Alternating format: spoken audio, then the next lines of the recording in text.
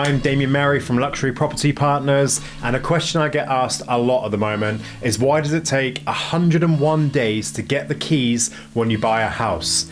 1,355 properties have sold here in Oxfordshire in the last year, and it only takes about 76 days to actually sell one of these houses. So why does it take 101 days from the sold board going up to when the buyer actually gets the keys?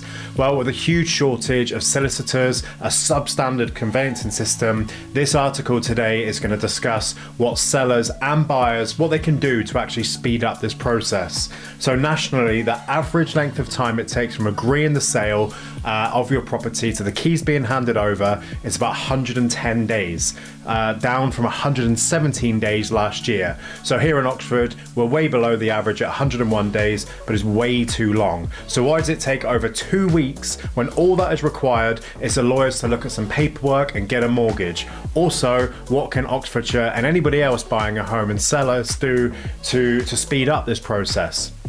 Well, the legal process to buy and sell a UK property is called conveyancing, and the conveyancing system itself, it hasn't really changed in hundreds of years.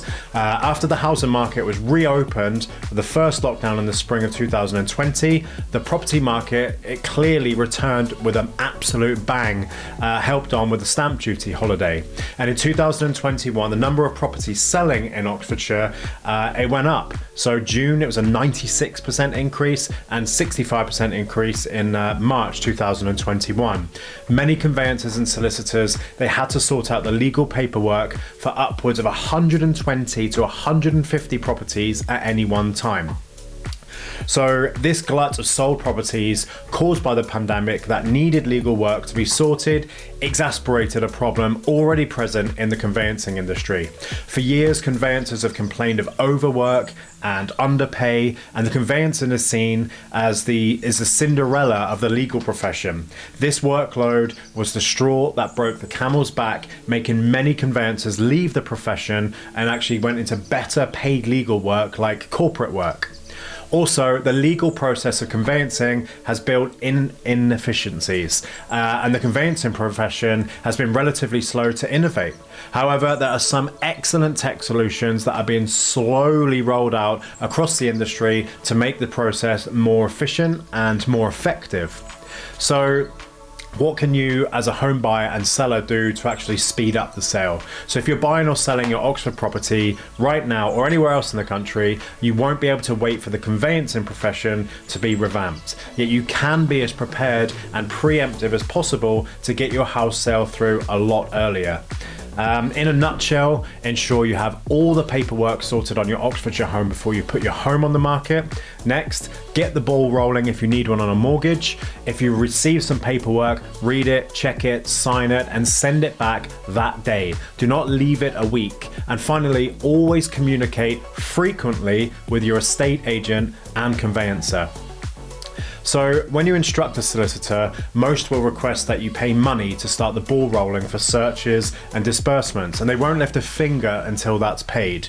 And you'll also have to prove who you are in the conveyancing process. So your conveyancer will ask you to show them proof of ID, address, and if you are buying, you'll need to prove you have the funds or the deposit to buy the home. And if your deposit is coming from family or friends, then they're required to write a letter to that effect.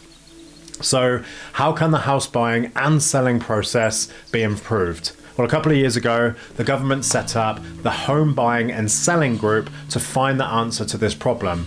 Chaired by the well-known property guru, Kate Faulkner, it is looking at an amalgamated seller's information pack, or the SIP, and an IT-based single platform to share and communicate that SIP between buyers, sellers, their conveyancers, the estate agent, mortgage providers, and brokers, and finally surveyors. So the advantage of the SIP is that it can be created before the buyer has found, so meaning the property buyers will be more knowledgeable when making an offer. Also, once the sale has been agreed upon, the SIP could be sent straight away electronically to the buyer's legal team from the seller's legal team. This helps to start the procedure of asking for searches and raising inquiries. So the bottom line is the conveyancing process is not fit for purpose in the 21st century, and change is on the horizon. So before the SIP launches, we've got to do a lot of things. And at my agency, this is not boosting my own, but I recommend that the seller use us as the agent and the conveyancer to start to liaise with each other to get the key information on the property being sold as quickly as possible. Then once a buyer is found, I believe it's vital as the agent to regularly communicate with all the stakeholders in the chain to ensure everyone is playing their part to expedite the sale. In the future, utilizing technology and every agent or conveyancer preparing information up front with a SIP will drastically reduce the time it takes between agreeing a sale and the keys and monies being handed over. The conveyancing process is going to have to change to meet the needs of the 21st century, but how long that will take, that's the big question. So if you'd like to chat with me about how we do things different, or to ensure your property not only gets the best price, and how we all do what we can as agents to expedite a smooth sale for your Oxfordshire property, don't hesitate to pick up the phone. I'm here to help, whether you're on with me or another agent, really doesn't matter. I'm just doing what I can to help the industry. Thank you very much. I'm Damion from Luxury Property Partners.